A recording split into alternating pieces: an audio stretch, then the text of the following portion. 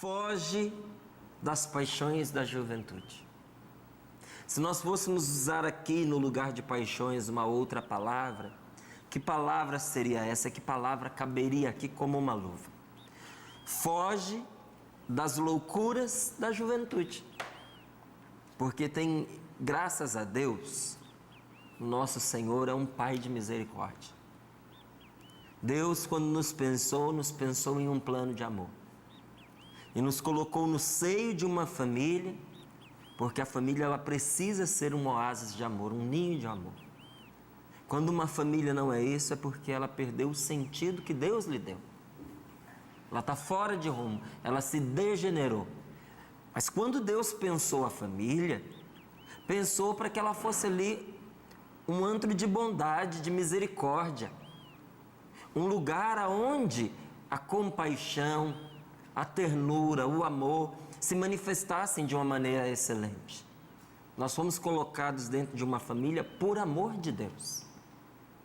E uma família exerce o seu papel sobre os membros da sua casa por amor de Deus. Louvado seja Deus, porque na nossa juventude colocou sempre alguém responsável pela gente. Porque na juventude a pessoa muitas vezes perde a medida. Perde a medida. Com certeza você já teve oportunidade de acompanhar aí as várias reportagens nos vários canais de televisão sobre muitas vezes o mundo, o submundo, a vida no tráfico de drogas. Às vezes os morros ali onde estão concentrados no Rio de Janeiro, por exemplo, não só no Rio, né? Em geral, nas cidades onde tem os morros, ali, por alguma razão, o tráfico acaba se instalando em muitas delas. E a gente vai acompanhando ali a luta pela sobrevivência daqueles que moram naquele lugar. E muitas vezes a luta pela sobrevivência daqueles que estão envolvidos no tráfico de drogas. E que são crianças de 8, de 9, de 12 anos. A gente já teve a oportunidade de acompanhar entrevistas e ver um menino, uma criança dizendo que vive para sobreviver, que cada dia passado na terra para ele é lucro, não é que ele acorda sem perspectiva de vida, que ele sabe que ele tem inimigos que querem matá-lo, e ele não tem medida. Ele faz o que precisa fazer, ele cobra de quem precisa cobrar, se precisar matar, ele mata, e a gente fica horrorizado, pensando assim, meu Deus, mas que monstruosidade. Como se pode fazer de uma criança isso que foi feito? É simples, é fácil. Como se faz de uma criança um bandido, um marginal, tirando essa criança do seio da sua família, não dando a ela nenhum amparo, deixando-a sem pai, deixando-a sem mãe, deixando-a sem ninguém que lute por ela, deixando-a sem nenhuma referência de amor. A pessoa vai se brutalizando, a pessoa vai se animalizando. Aí as paixões tomam conta. As paixões, como eu tenho explicado aqui no programa, não é o sentimento de um homem por uma mulher, mas é a ira, é o ódio, é o rancor, é a inveja, é o ciúme. A pessoa fica descontrolada, ela não tem medidas. E essas coisas, de forma descontrolada na vida de uma pessoa, tem nome, são loucuras.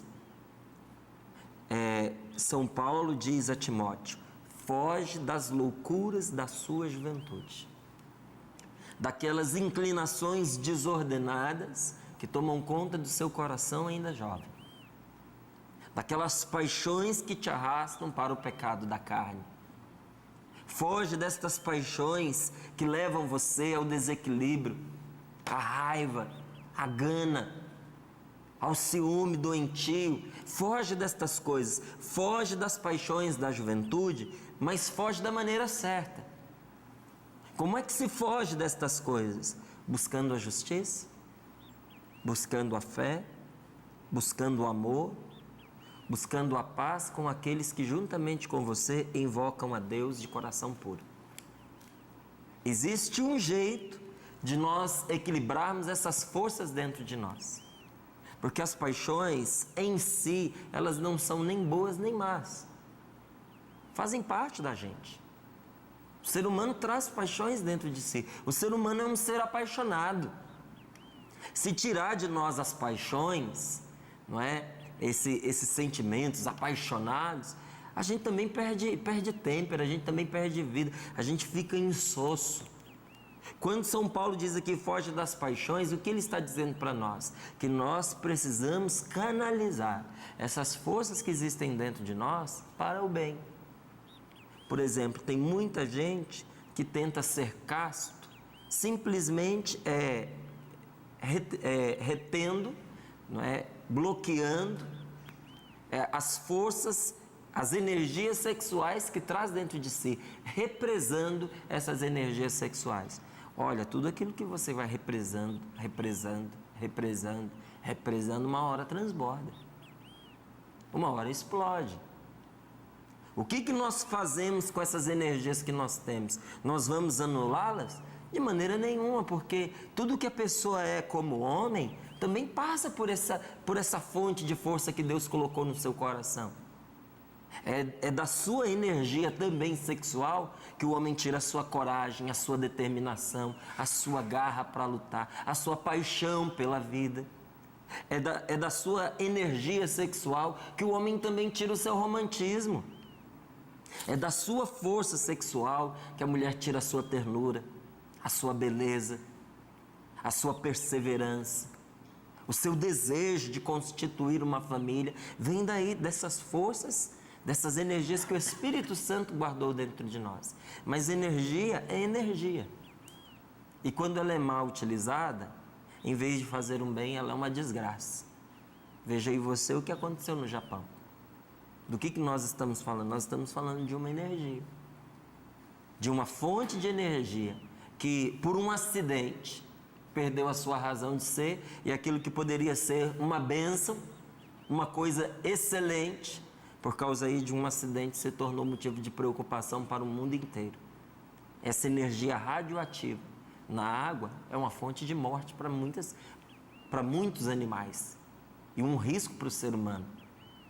E isso não só é uma energia atômica, isso também diz respeito às energias espirituais que nós trazemos dentro de nós. Quando nós não canalizamos as nossas forças, a nossa energia para o bem, ela corre um sério risco de se deteriorar e tomar um rumo mau na vida da gente.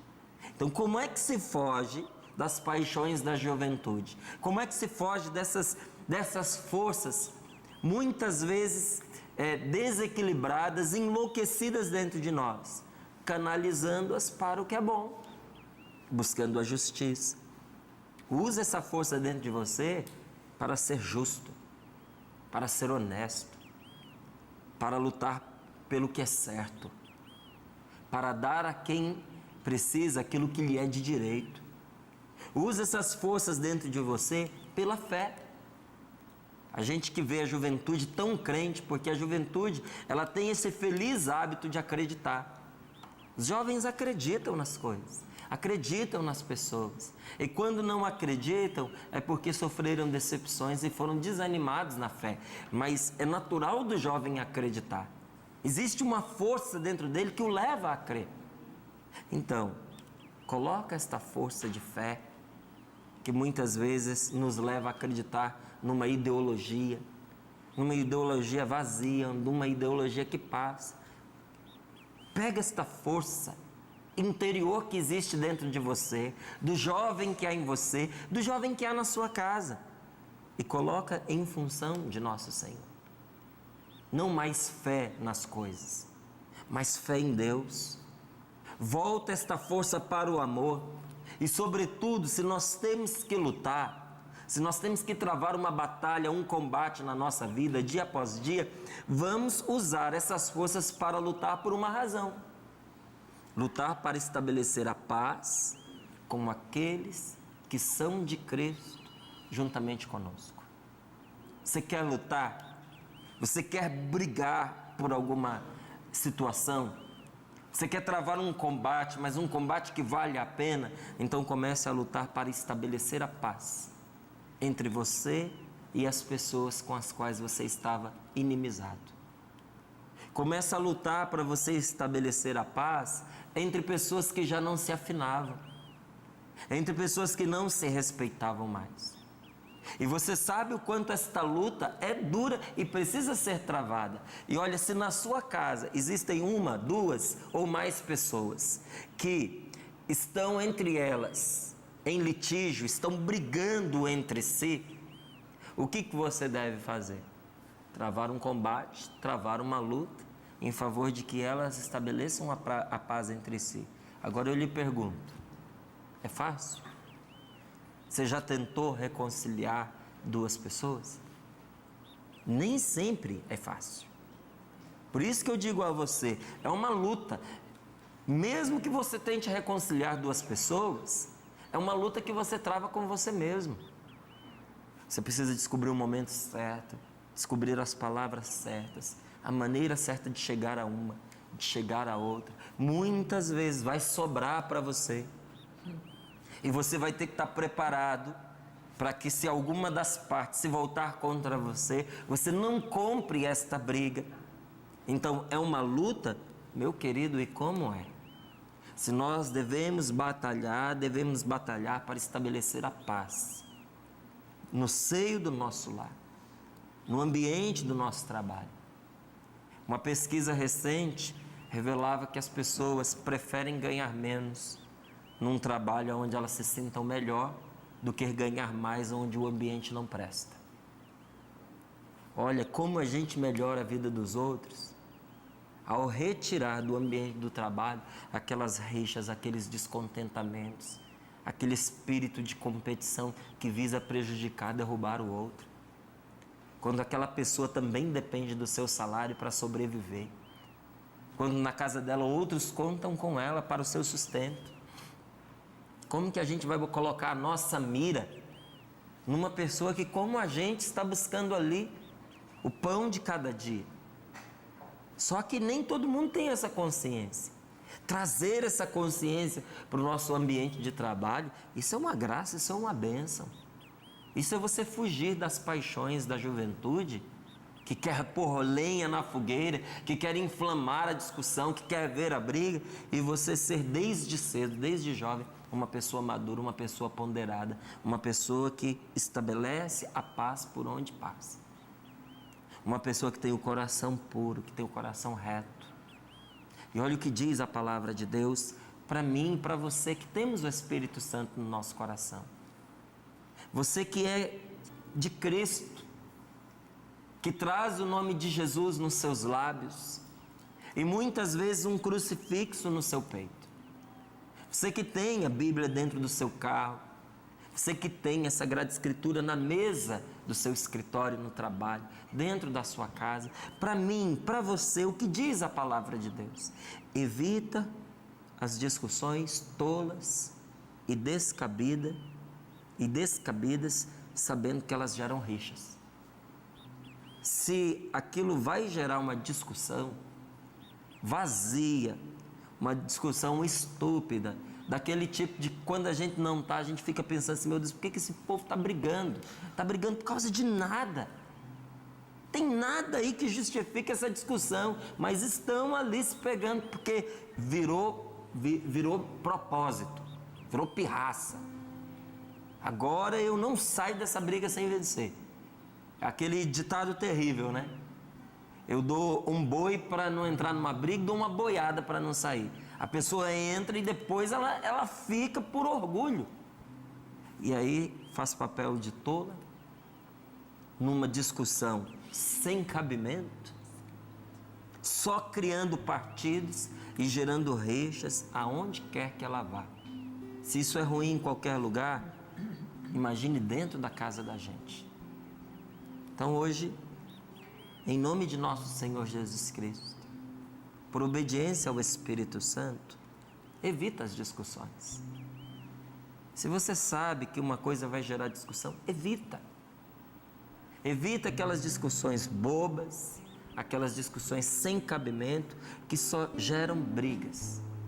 Ora, não convém que o servo do Senhor viva discutindo, mas que seja manso para com todos, pronto para ensinar, paciente, com brandura. Ele deve instruir os opositores pois talvez Deus lhes conceda que se convertam e reconheçam a verdade e voltem à sensatez, livrando-se do laço do diabo, que os apanhou e sujeitou à sua vontade.